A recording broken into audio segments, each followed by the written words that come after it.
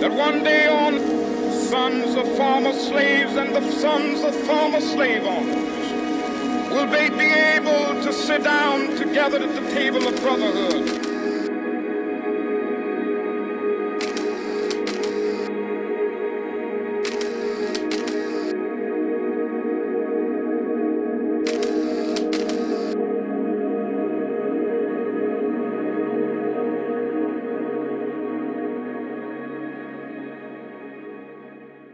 On est heureux de pouvoir ensemble à nouveau écouter la parole de Dieu et de pouvoir la recevoir. C'est avec une certaine crainte quand même que je fais cette série d'Apocalypse quand Léo nous l'a proposé. Moi, j'étais pas chaud parce que c'était pas un texte facile. Puis il y a 20 ans en arrière, je savais pas mal de choses sur l'Apocalypse, puis aujourd'hui, j'en sais plus rien. Donc, c'est comme ça, je crois qu'on grandit, on mûrit, et puis il faut rester humble. Et puis, c'est Apocalypse 22 qui nous dit, si quelqu'un y ajoute quelque chose, Dieu le frappera des fléaux décrits dans ce livre. Et si quelqu'un retranche quelque chose des paroles du livre de cette prophétie, Dieu retranchera sa part de l'arbre de vie. Apocalypse 22, 18. Alors, je sais avec crainte et tremblement que je donne certains enseignements. Et Dieu me pardonne si, pour certaines interprétations, je suis un peu à côté. Voilà, on essaye de faire le mieux qu'on peut avec l'éclairage qu'on a. Et puis, il ne faut jamais oublier que, selon Éphésiens 1:10, le but global de Dieu, c'est de réunir toutes choses en Jésus. Ça veut dire non seulement la terre, mais avec le troisième ciel, donc là où Dieu est, mais aussi le deuxième, et tout réunir en Jésus. Et à la fin, c'est ce qui va arriver au niveau des textes de l'Apocalypse. C'est le grand dessein de Dieu.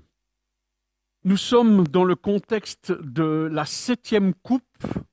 Et nous allons parler d'Apocalypse 17 et 18 ce matin, qui est le jugement de Babylone. Et on verra ce qu'est cette Babylone et pourquoi c'est important puis qu'elle intervient maintenant. Donc au verset 19, il est dit « Et la grande ville fut divisée en 3 parties et les villes des nations tombèrent.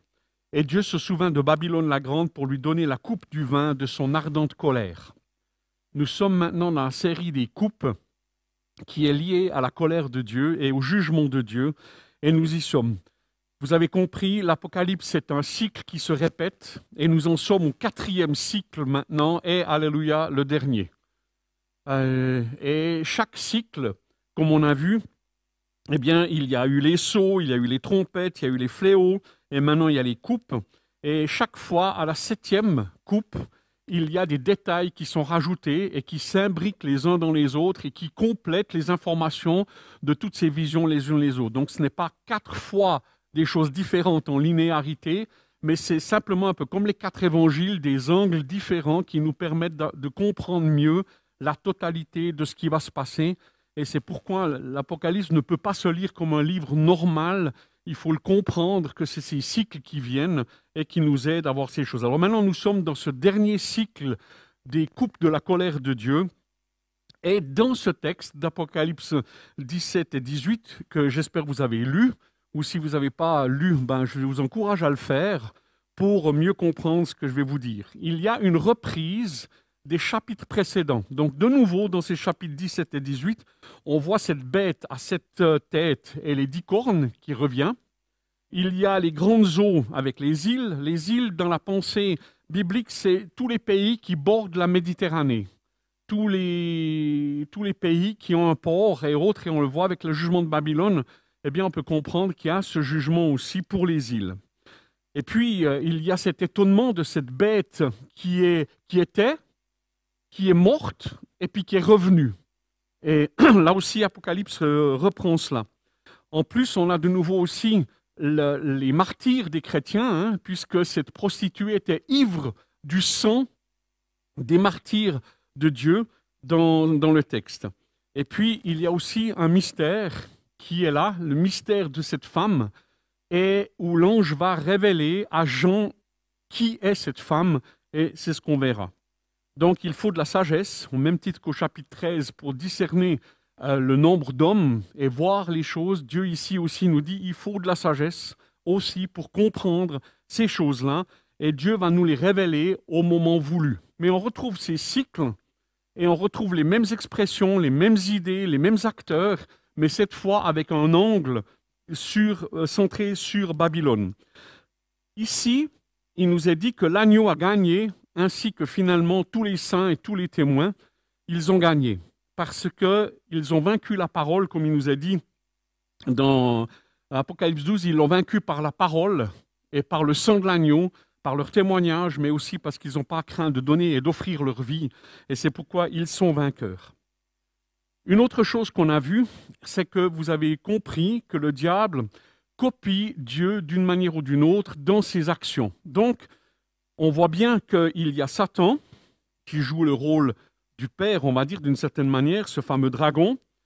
Il y a l'Antichrist qui va venir, cette bête qui vient de la mer et des peuples, qui est issue du peuple, et qui va se manifester. Et ça, c'est un peu le rôle du Fils. Et puis, on a le prophète, cette bête qui vient de la terre.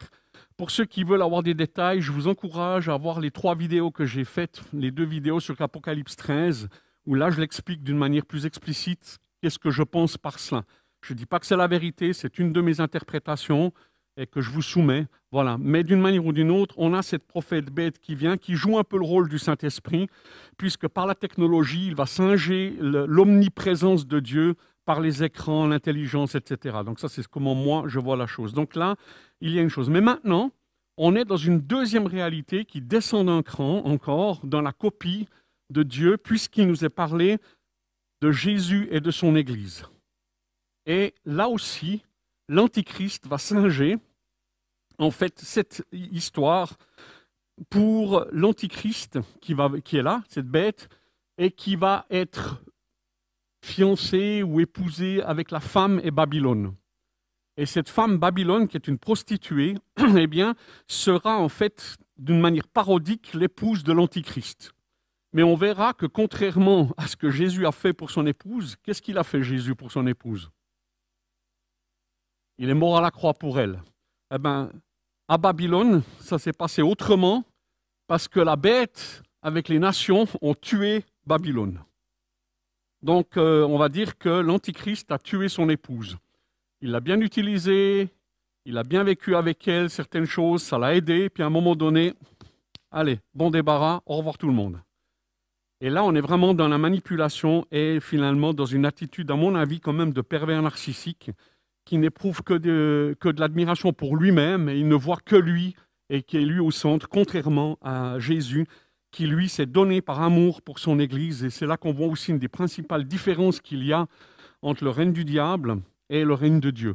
Mais cette fois, avant la venue de l'Église, il y a le jugement de la prostituée. Et dans le chapitre suivant, eh bien, c'est là où on verra les noces de l'agneau venir. Et ce n'est pas par hasard que ça se trouve maintenant dans le jugement, je veux dire, de cette Babylone. Si on regarde l'origine de Babel, eh bien, de Babylone, c'est Caïn qui s'est éloigné de Dieu et qui a fondé une ville. Ensuite, il y a Nimrod, puissant chasseur devant l'Éternel, qui vient. Et les rabbins, dans leurs commentaires, ils disent qu'il était chasseur d'âmes. Pour les rabbins, chasseur d'âmes, pas chasseur d'animaux, mais chasseur d'âmes. Et on retrouve ce jugement de la Babylone aussi parce qu'elle trafiquait des âmes d'hommes, qui nous est dit.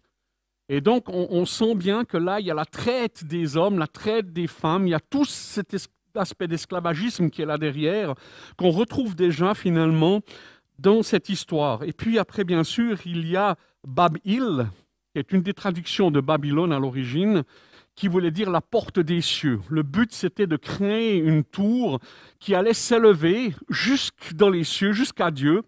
Et le but, c'était de se proclamer Dieu, qui était la fameuse grande tentation du diable, vous serez comme Dieu. Et par le moyen de l'homme qui veut s'élever. Dieu est intervenu, a rendu la confusion, et c'est là où c'est devenu Bab-al, donc qui veut dire confusion, Babel, qui veut dire confusion. Il y a eu la confusion. Mais ce mécanisme qui est derrière Babel, on le retrouve tout le temps dans l'histoire de l'humanité, et toujours ce désir de s'élever au niveau de Dieu.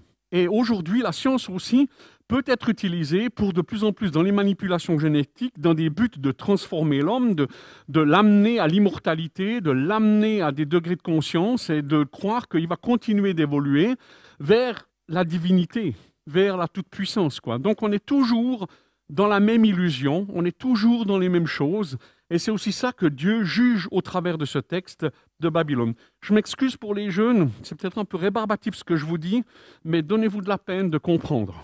Lisez la Bible, prenez du temps, vous verrez que c'est des choses qui sont importantes et qui vont vous encourager aussi.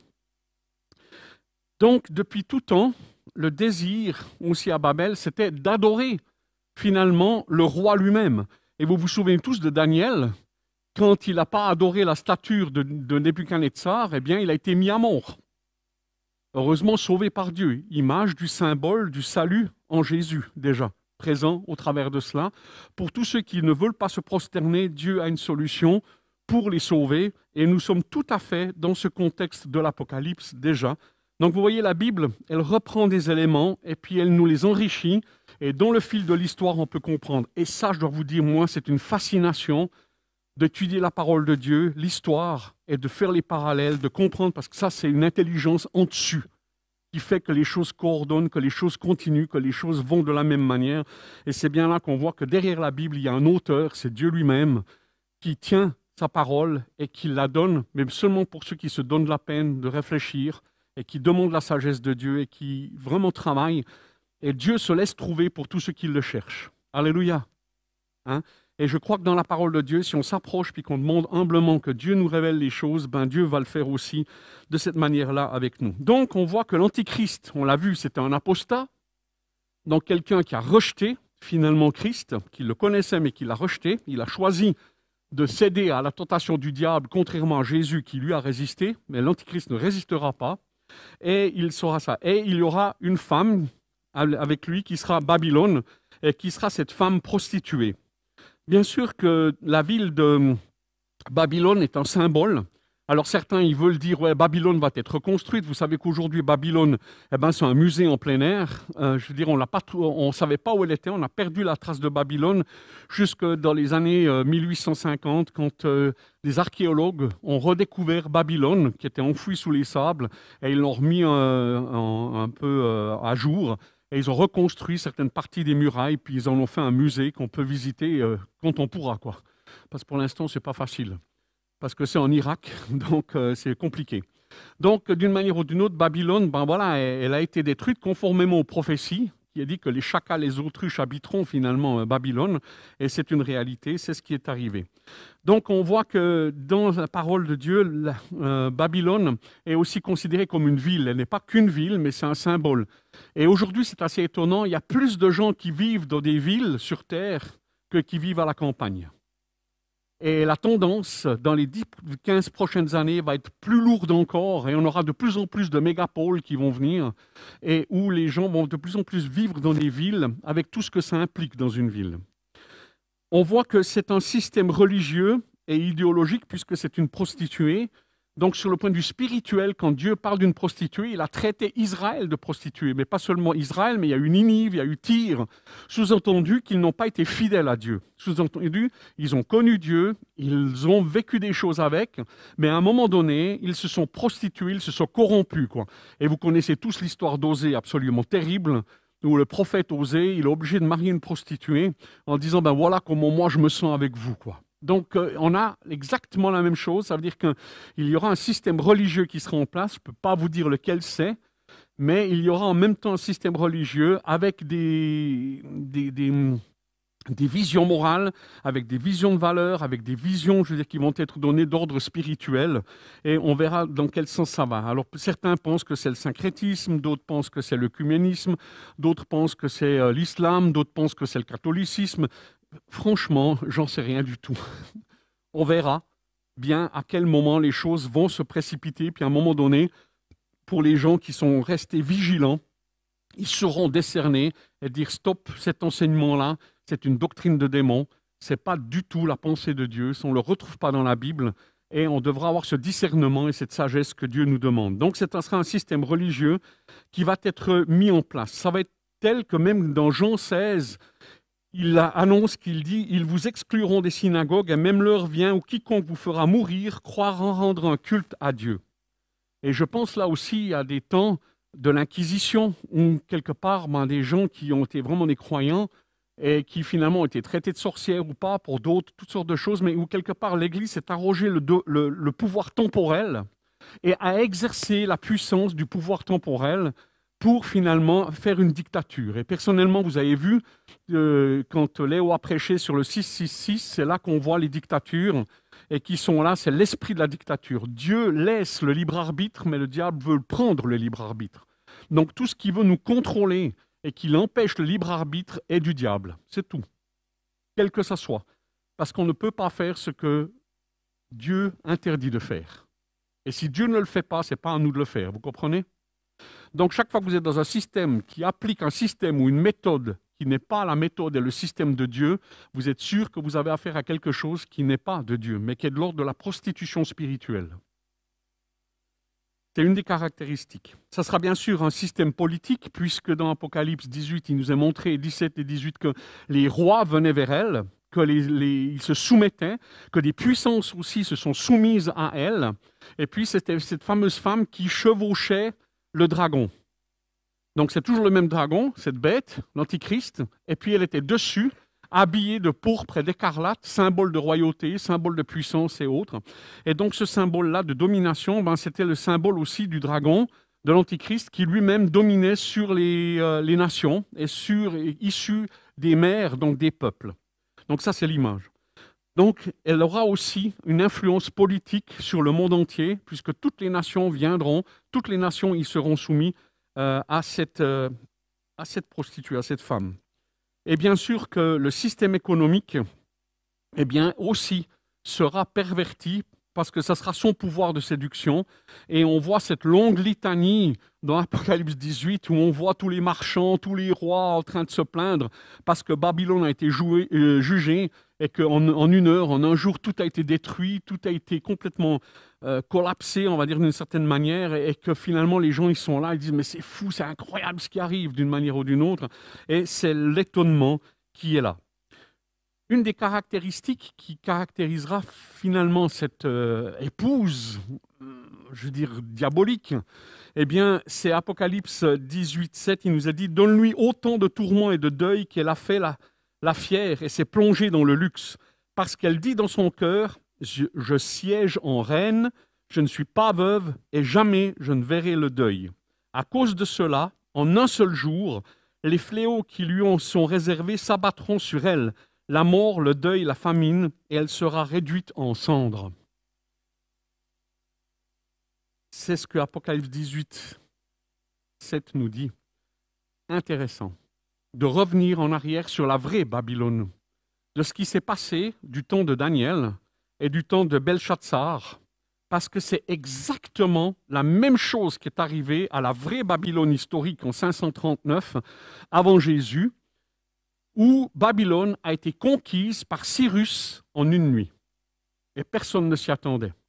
C'est Hérodote, on ne trouve pas ça dans la Bible, qui nous dit, je vais d'abord vous lire Daniel 5, le verset 30, et vous savez, c'est Belshazzar, le fils, du roi, qui a pris les coupes du temple de Dieu pour boire et puis à louer des dieux de fer, les dieux des forteresses et autres, quoi. Donc il a vraiment fait ça, et Dieu a envoyé une main qui a écrit peser, peser, compter, quoi. Et voilà, au verset 30, c'est Daniel qui donne cette chose. Il dit « Cette nuit même, Belshazzar, roi chaldéen, fut tué, et Darius le Mède s'empara du royaume, étant âgé de 62 ans. » Donc ça, on le retrouve dans Daniel. Mais ce que Hérodote dit et qui est intéressant, c'est que dans le siège qu'il y a eu à Babylone, ça n'a pas duré longtemps. Les gens de Babylone étaient en train de célébrer leur Dieu par une grande fête d'adoration à leur Dieu. Et ils étaient concentrés sur cette fête particulière pour leur Dieu, quand justement des stratèges de Cyrus ont détourné l'Euphrate. Parce que l'Euphrate passait au milieu de Babylone, et à 20 ou 30 kilomètres au-delà, ils ont détourné le fleuve, carrément, creusé un canal et détourné le fleuve. Ça a vidé le fleuve. Et les troupes, une petite partie des troupes a pu pénétrer par le fleuve asséché et ainsi ouvrir les portes nécessaires pour que l'armée vienne. Et donc en une nuit, sans gros siège, sans grosse bagarre, Babylone a été conquise selon l'histoire. De la même manière que Babylone a été conquise en une nuit, Babylone va aussi être détruite en une heure, en un jour, comme le dit la Bible. De la même manière. Alors, est-ce que ça sera un crash boursier? Est-ce que ça sera un peu comme l'histoire de 29 ou bien les subprimes qu'on a vécu, mais en plus grand? Mais maintenant ici, il y a la spéculation à grande vitesse qui se fait sur la bourse.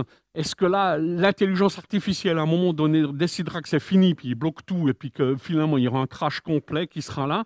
Je ne sais pas comment ça va se passer, mais de la même manière que ça s'est passé du temps de Daniel, à la fin des temps aussi, Babylone sera jugée, et il y aura une destruction massive qui va être faite pour elle, et tout le monde se lamenteront.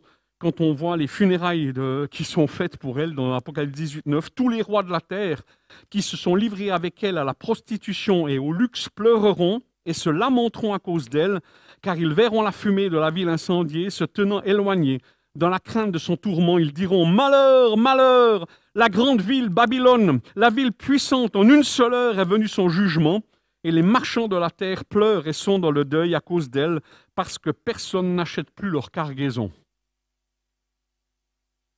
On voit bien que ce système babylonien, je veux dire, qui est là, parce qu'on voit cette femme qui est assise en même temps sur une montagne, qui sont des collines, qui est un lieu de pouvoir, en même temps elle est assise sur le dragon, et puis en même temps elle est aussi finalement assise sur cette mer, donc sur les peuples. Eh bien, c'est intéressant de voir que d'une manière ou d'une autre, cette femme va être jugée en une fois. Et ce qui est intéressant de voir, c'est que ce jugement, il va être exécuté parce que c'est le plan de Dieu. Et puis ce plan de Dieu, on le retrouve finalement dans l'exécution de cette sentence et de cette mort. Je ne vous l'ai pas lu avant. Je vais juste le relire ici. Où est-ce que j'ai mis ça maintenant? En fait, si vous lisez, voilà, Apocalypse 17:16, il nous a dit les 10 cornes, donc le pouvoir qui était là. Il y en avait 10 qui n'avaient pas encore tout le pouvoir donc terrestre, mais ils avaient un pouvoir. Est-ce que c'est un pouvoir économique? Est-ce que c'est les GAFA? Est-ce que c'est finalement d'autres grandes sociétés qui ont un pouvoir financier sans forcément être un pouvoir terrestre? Mais certaines de ces sociétés, elles ont des chiffres d'affaires qui sont plus élevés que finalement un PIB national. Et c'est des puissances économiques qui sont là. Est-ce que la Bible fait appel à cela? J'en sais rien. Mais personnellement, j'essaie de faire ces parallèles et puis de me dire, ben tiens, ça pourrait ressembler à ça. Mais enfin bref, les 10 cornes que tu as vues et la bête, donc l'Antichrist, détesteront la prostituée, elles la dépouilleront et la mettront à nu, elles mangeront sa chair et la détruiront par le feu. Donc le jugement que Dieu, si on lit le verset suivant, on voit que c'est Dieu qui va juger, mais il va le faire au travers de ses amants, au travers de ces 10 rois, et puis aussi de l'Antichrist, qui participera finalement à sa mise à mort. Donc on voit finalement que ce n'est pas simple. Néron aussi, il a tué son épouse, mais l'Antichrist aussi, il la tuera, pour des gains personnels, et puis pour des questions de prestige ou de pouvoir probablement, et où il était trop arrogante, trop orgueilleuse, trop de pouvoir, trop de puissance, et à un moment donné, on arrête. C'est un peu comme Hitler aussi, je veux dire, qui prêchait un millénium, je vais prendre 1000 ans de paix, c'était ça sa promesse. Eh bien, je veux dire, finalement, en quelques années, tout son royaume, tout s'est écroulé de cette manière-là. C'est un temps limité. Et on retrouve depuis 1942 à 1945, un peu ces 3 ans et demi aussi, eh bien, dans la Bible, parle aussi d'un temps limité pour Babylone, et ça durera un certain temps, et ça ne durera pas tout le temps. Mais l'esprit de Babylone est là, à l'œuvre, aussi aujourd'hui encore. Et on est appelé à finalement être intelligent. Donc, dans la suite du texte, on voit que l'épouse du Christ reste sur la terre. Et à un moment donné, Apocalypse 18:3, il est dit, « En effet, toutes les nations ont bu du vin de la fureur de sa prostitution. Les rois de la terre se sont livrés avec elle à l'immoralité, et les marchands de la terre se sont enrichis grâce à la démesure de son luxe. Puis j'entendis une autre voix venant du ciel qui disait, « Sortez du milieu d'elle, mon peuple, afin de ne pas vous associer à ses péchés et de ne pas être victime de ses fléaux. En effet, ses péchés se sont accumulés jusqu'au ciel, et Dieu s'est souvenu de ses crimes. Et il y aura ce jugement. Mon peuple, sortez du milieu d'elle. » C'était exactement finalement le même texte qu'on retrouve dans Jérémie 51, quand au début Jérémie dit « Mais plantez, achetez des maisons, faites la fête, mariez-vous, multipliez ». Ça c'est au début, parce que lui il sait que 70 ans plus tard il va partir. Mais à un moment donné, Jérémie va dire aussi « Je châtierai Bel », donc Bel, le dieu Bel, de Babylone qu'ils étaient en train d'adorer quand justement Cyrus est venu. À Babylone, arracherait de sa bouche ce qu'il a englouti, et les nations n'afflueront plus vers lui. La muraille même de Babylone est tombée, sortez du milieu d'elle, mon peuple, et que chacun sauve sa vie en échappant à la colère ardente de l'Éternel. Donc vous voyez que le destin de Babylone, de ce qu'on a vécu avec Daniel, ressemble trait pour trait à ce qui nous est dit pour la fin. C'est là où l'histoire de Dieu, elle est extraordinaire, parce que Dieu est le seul capable de gérer tous ces aspects historiques, et en même temps, je veux dire, dans ce qui va se passer au niveau du futur. Dieu nous encourage à sortir.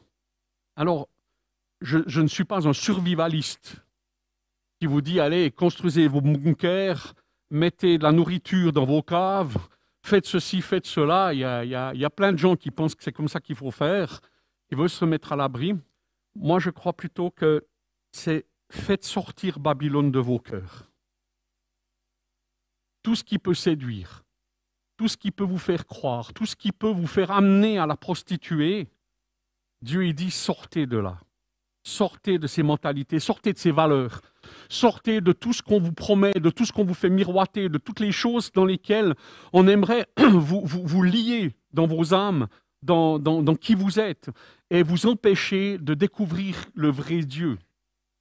Et donc là aussi, quand Dieu il nous dit « mais sortez mon peuple », sous-entendu, ne vous laissez pas faire, quittez ces valeurs, quittez tout cet enseignement, quittez ces choses qui ont séduit le monde, que ce soit le pouvoir, l'argent, la luxure, le plaisir, ou même pour Madoff qui vient de mourir, qui a été à l'origine d'un des plus grands scandales financiers, mais c'est quand même pas neutre parce que tous les gens, ils ont cru à ces taux d'intérêt élevés. Et ils ont investi. Malheureusement, ils ne savaient pas qu'ils étaient dans un immense jeu de l'avion. Et ils ont tout perdu. Mais ils ont perdu parce qu'ils étaient âpres au gain. Parce qu'il y avait un désir d'augmenter, quoi, je veux dire. Et chez nous, on a tous ce désir quelque part qui est là, latent, quoi. Et Jésus il nous dit, mais vous ne pouvez pas servir deux maîtres.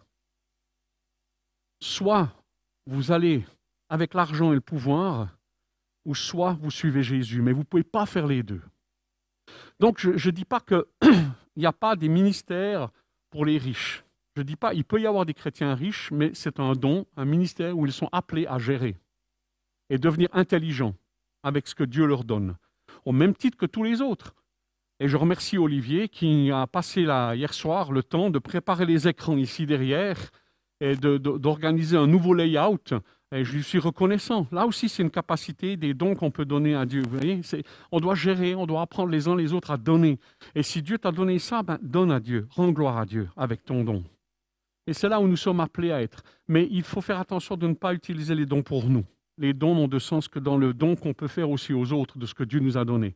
Et c'est en donnant qu'on s'enrichit. C'est paradoxal, mais c'est vraiment ça. Plus on donne, plus on est riche. Et là, Dieu nous demande de la sagesse et du discernement pour qu'on puisse gérer convenablement. Donc, quand Dieu nous appelle à sortir, c'est à sortir de nos égocentrismes, à sortir de nos égoïsmes, à sortir de finalement cette capitalisation que pour soi, comme le diable, qui est un pervers narcissique, il ne pense qu'à lui. Et Dieu nous appelle à penser aux autres, comme lui, il s'est donné pour son épouse et qu'il a vraiment tout donné pour elle, de telle manière à ce que finalement le chapitre 19 va venir et ce sera les noces de l'agneau. Alléluia. Comprenez? L'Antichrist et sa prostituée de femme, jugée, détruite par rapport à toutes ses valeurs, et le chapitre 19 qui viendra juste après le prochain dimanche, eh bien c'est les noces de l'agneau. Et la Bible nous dit heureux, heureux tous ceux qui sont appelés. Et sans vouloir spoiler, d'une certaine manière, ce que Léo va vous amener, mais le texte nous dit ici, il lui a été donné donc à l'Église de s'habiller de fin lin éclatant pur. En effet, le fin lin, ce sont les œuvres justes des saints. L'ange me dit alors, écris heureux ceux qui sont invités au festin des noces de l'agneau. Puis il ajouta, ces paroles sont la véritable parole de Dieu. Voilà mes amis, nous sommes sur le jugement de la prostituée, et je pense que Dieu nous appelle à sortir de la prostituée qui est dans nos cœurs pour travailler au royaume de Dieu, puis d'aller jusqu'au bout dans ce que Dieu nous dit. Il y aura une séduction qui va venir, Mais Dieu nous encourage à résister à la séduction, à faire le ménage dans nos cœurs et dans nos pensées et laisser Dieu régner pour que nous puissions ensemble célébrer Jésus lors de son mariage. Amen. On est en train de préparer des mariages, alléluia, hein? Je dirais, ça demande du temps, hein? Il faut travailler, il faut organiser, il faut penser à tout, il faut mettre, puis s'il pleut pas, et puis s'il y a ci, puis il y a ça, enfin bref, on essaye de tout prévoir. Rassurez-vous, dans le ciel, tout est prévu, c'est déjà tout organisé. Il n'y a plus qu'à s'habiller, se maquiller, se préparer un peu, quoi. C'est les bonnes œuvres. Alors, épouse de Jésus, préparons-nous à sa venue, ayons du discernement, sachons ce qui plaît à notre Seigneur. Et faisons le maximum pour lui plaire parce qu'il est digne de cela. C'est notre futur époux et on veut se réjouir. Alors que Dieu vous bénisse, que Dieu nous bénisse et que Dieu nous aide à vivre cet appel de mieux en mieux et à discerner les temps et à ne pas nous laisser séduire. Amen. Que Dieu vous bénisse, que Dieu vous encourage et qu'il vous fortifie. Amen.